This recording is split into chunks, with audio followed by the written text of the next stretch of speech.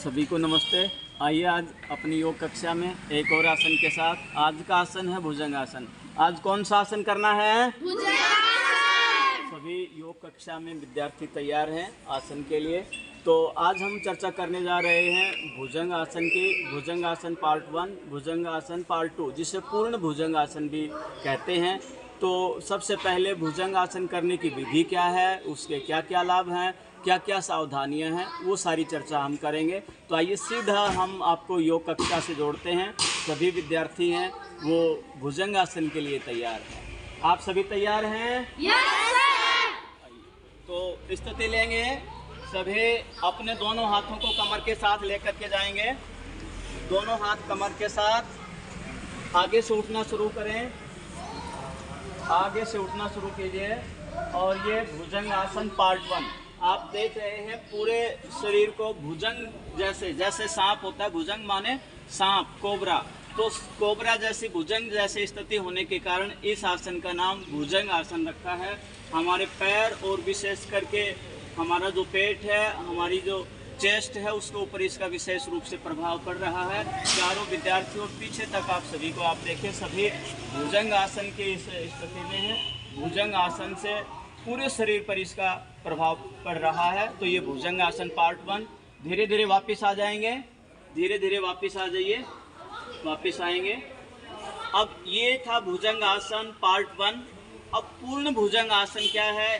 कुछ साथी, कुछ योगार्थी हैं भुजंग आसन, पूर्ण भुजंग आसन को लेकर भ्रमित हैं। पूर्ण भुजंग आसन कैसे करना है, आइए आज हम आपको भुजंग आसन से परिचित कराएंगे। तो सभी तैयार हो जाएंगे। पैरों को सीधा रखते हुए दोनों हाथ कमर के साथ लेकर के आएंगे। आगे से उठना शुरू करेंगे और अपने सिर को एड़ियों के पास से लगा देंगे। ये है पूर्ण भुजंग आसन।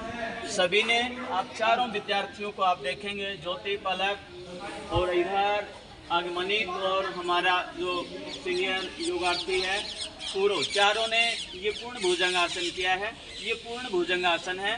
पूर्ण भुजंग आसन से पूरे हमारे पेट, चेस्ट और हमारे गर्दन की मांसपेशियां हैं, उसके ऊपर इसका सीधा प्रभाव देख रहे हैं।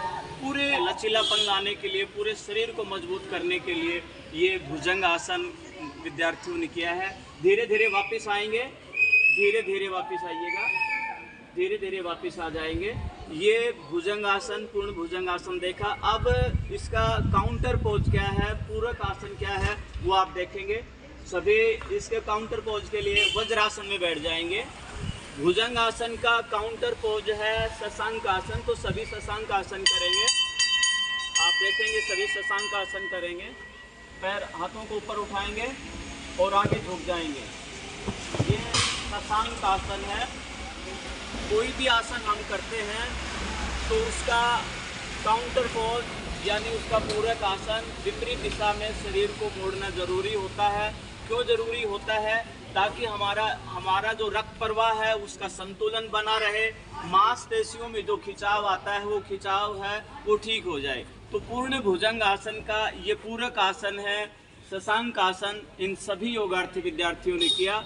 हमेशा ध्यान रखें, कोई भी हम आसन करते हैं तो उसका काउंटर पोज है, उसका विपरीत आसन है, वो अवश्य हमें करना चाहिए। वापस आ जाएंगे।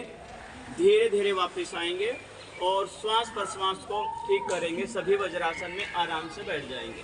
तो ये आपने देखा भुजंग आसन करने की जो सही विधि क्या है उसके बारे में आपको बताया गया। भुजंग आसन पार्ट 1 और पूर्ण भुजंग आसन और इसका जो काउंटर पोज है शशांक आसन है उसको आपने देखा।